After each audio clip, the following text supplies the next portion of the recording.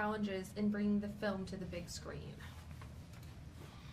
I'd say the biggest challenge in bringing the film to the big screen was understanding the opportunities that the new aspect ratio and the new technologies associated with cinema had to offer.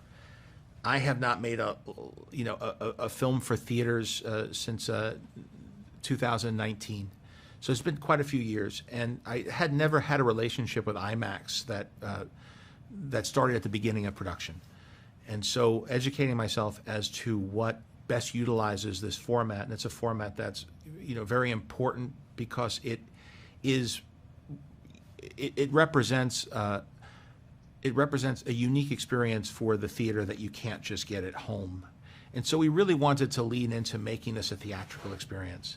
And so educating myself as to what other films have done with that format, and understanding also what technologies we could take advantage of that we didn't have the opportunity to with the time frame of a streaming show, which meant constructing practical sets, building much taller sets, building sets that held up to the scrutiny of the giant image of the size, the building size wall of an IMAX screen.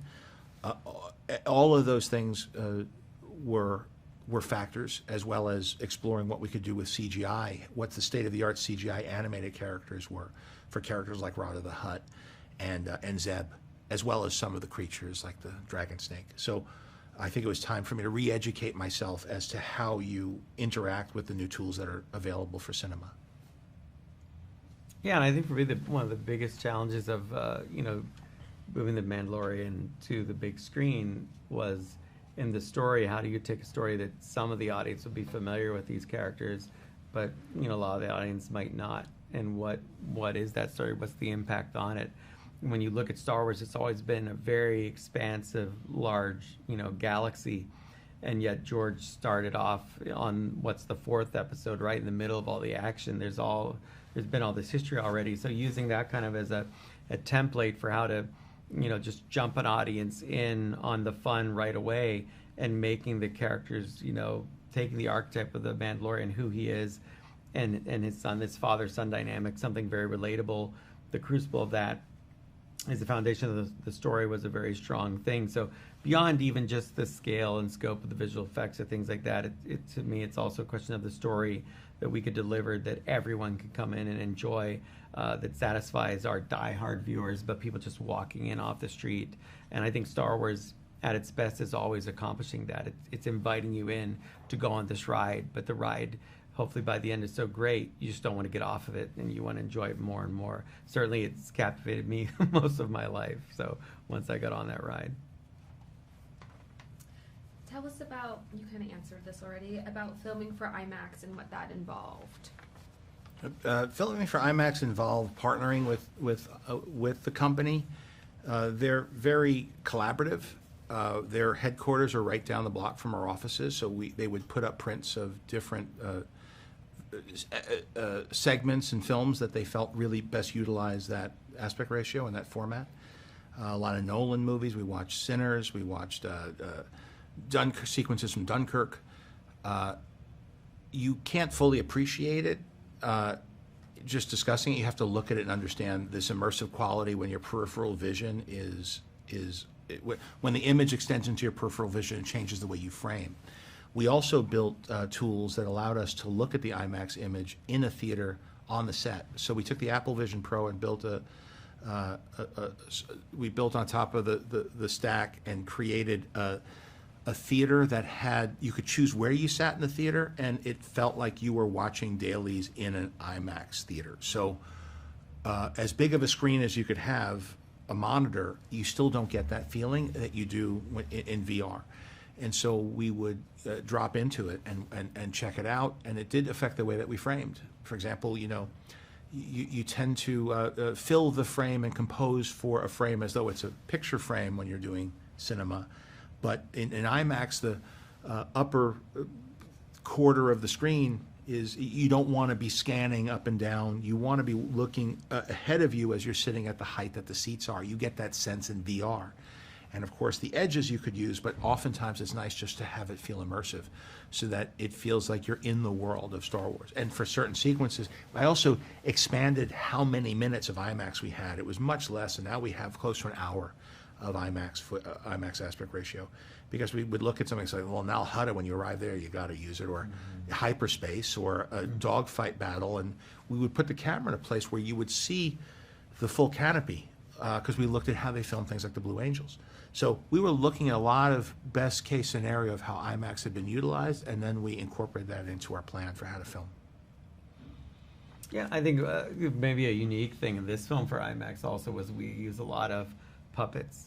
They're some of our lead characters, and we had some questions on how they would photograph, and suddenly they're gigantic staring at you, and how do we build them that they hold up at a level that it has the same fidelity you're seeing on a smaller screen. How do you, when we were able to check it with the innovation of looking at it through the vision, we were able to really kind of check what our work all the time, which you wouldn't normally be able to do. So that was a huge asset to it, especially having done a lot of the puppetry on it with the team. We wanted to have an idea of, was that really going to work? Was it usable?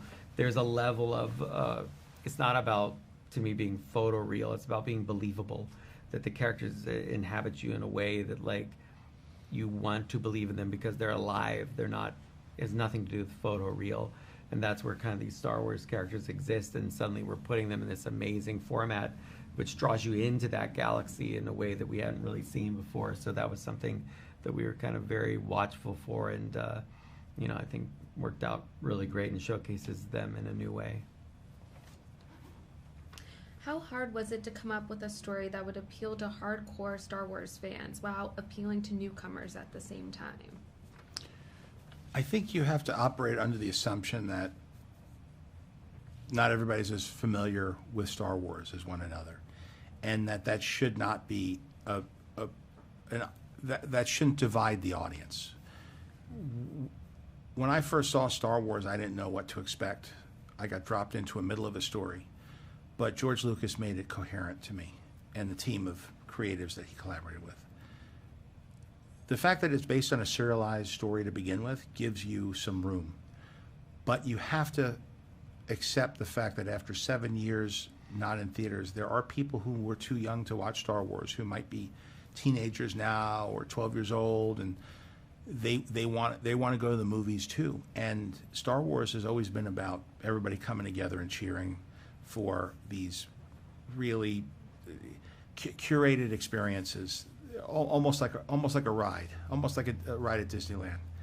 I mean, at its best, it feels like Space Mountain, and you want to just get on, go through all this together, look over the person that you're on the ride with, and say that you both had fun, whether it's your first time on Space Mountain or you've been on it 3 times that day.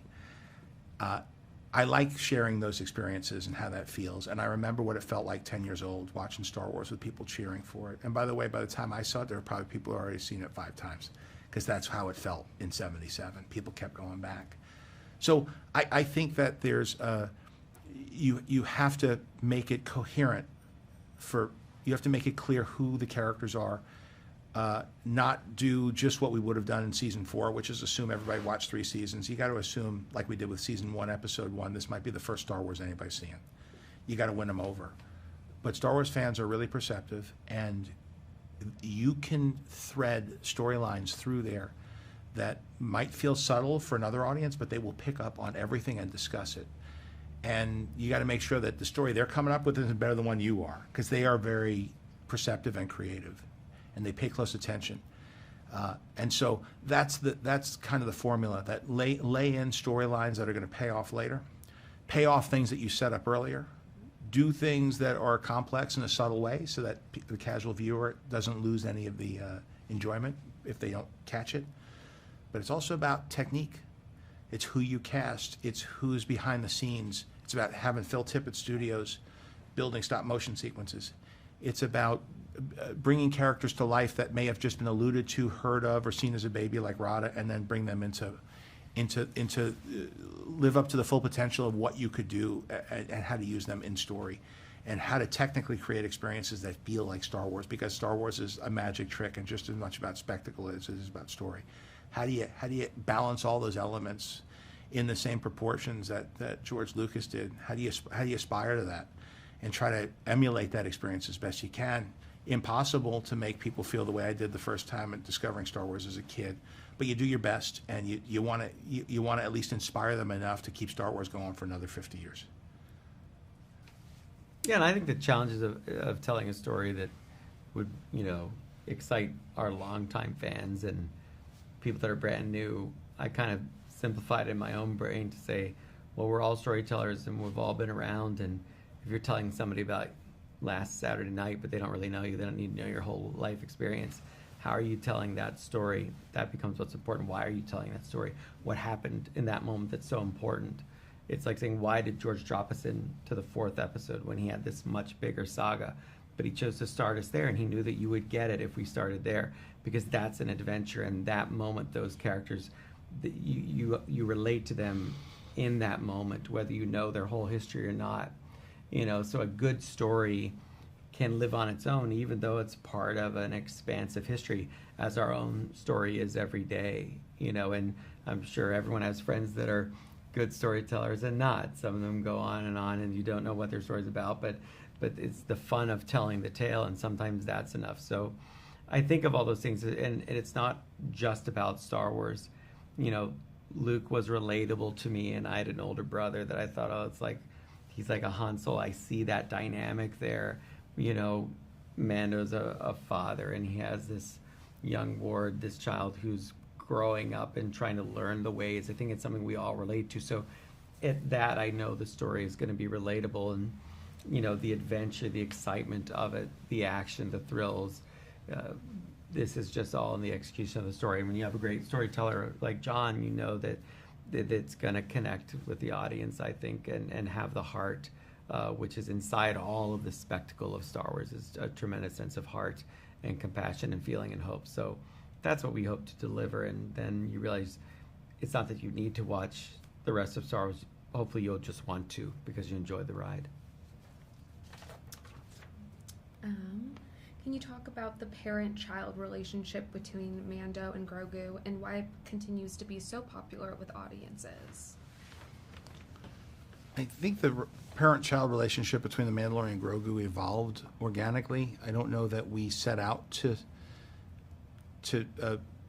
we didn't foresee where it was going to land. We just knew that we were presenting ourselves with an opportunity at the beginning of a TV series that would have a lot of potential to explore. And so the discovery of this battle-hardened bounty hunter going up to what he thinks is his quarry, and realizing that the incomplete information of knowing that it was 50 years old did not account for the fact that it was going to be this child, and a child that looked the way it did. And so the Mandalorian had to make a moral decision, and a moral decision that ultimately favored his conscience, but ultimately was not the most pragmatic decision, because he drew the ire of a lot of people who were counting on him to do his job. And so that moral conundrum was a very fertile opportunity to tell a story, and then pairing these two characters up opened up the door to a lone wolf and cub archetype relationship.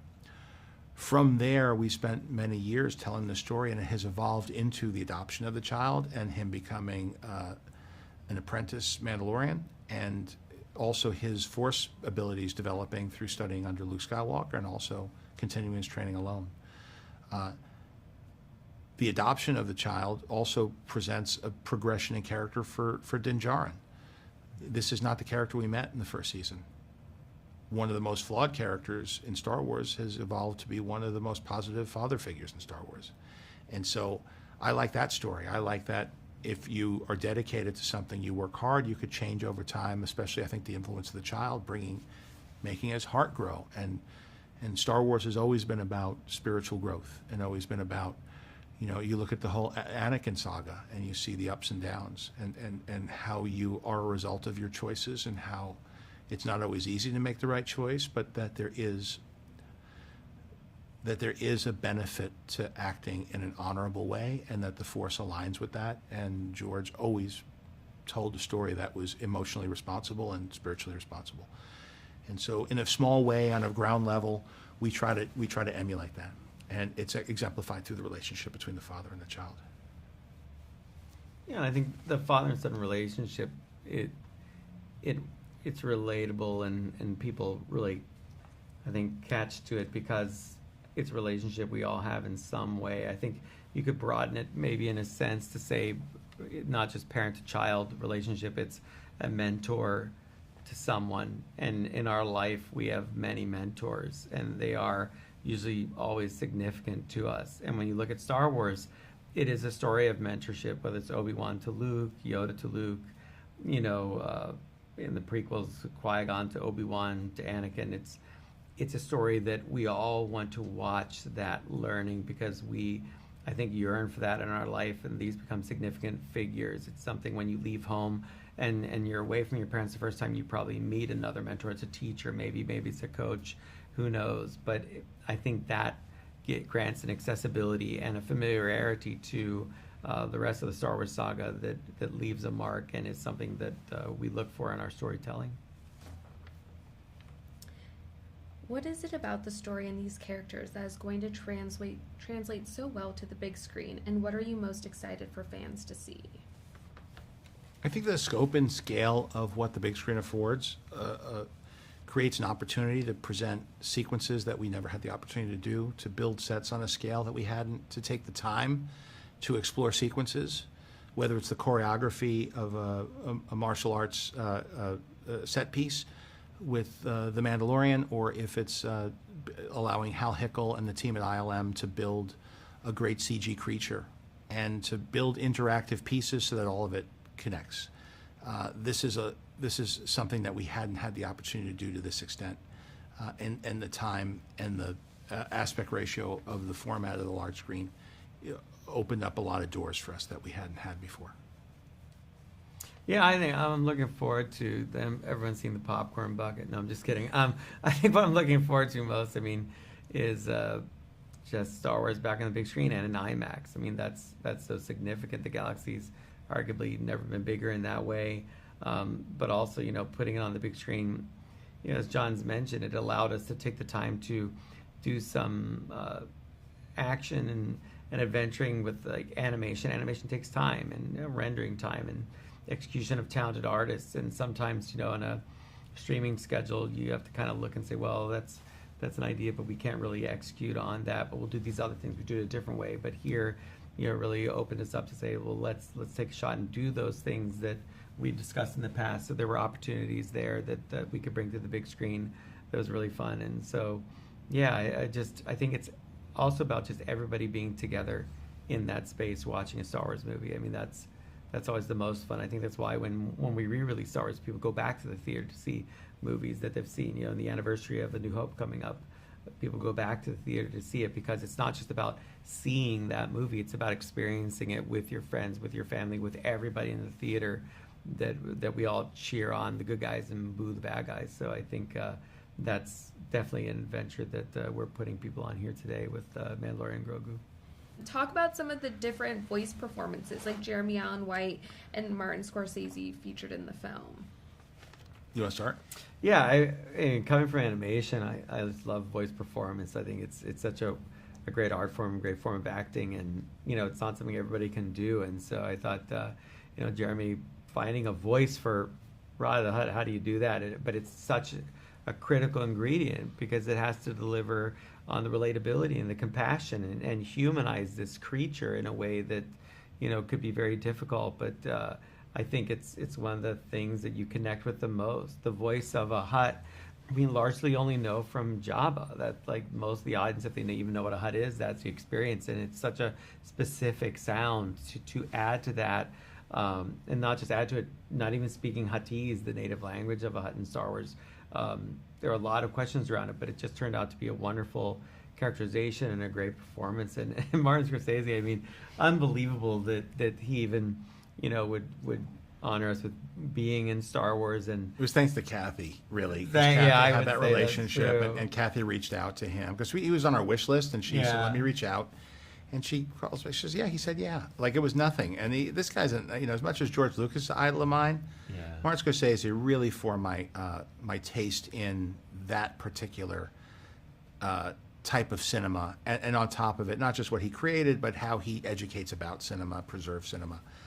So when I got to record with him and play against him and improvise with him, the freedom that he had in his performance, how much fun he was having, and here he was one of the icons of cinema, completely resigning himself to having a good time and whatever I wanted, and he played, and we went back and forth. And what's nice about animation is you could take all of those dailies and bring it into the editing room and create a radio play, an audio track of the scene, rewriting the scene based on what he did, and then we had video reference. So we gave all of that to Hal Hickel and the animators from ILM, and the animators that worked on the project, not just ILM, and they were inspired by the video reference, and even though it wasn't motion capture, they really adhered to the performance quite well.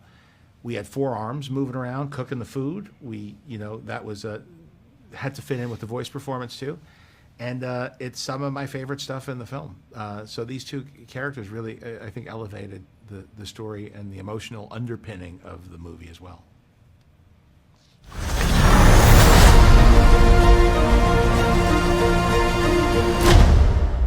Let's save the rest for after dinner.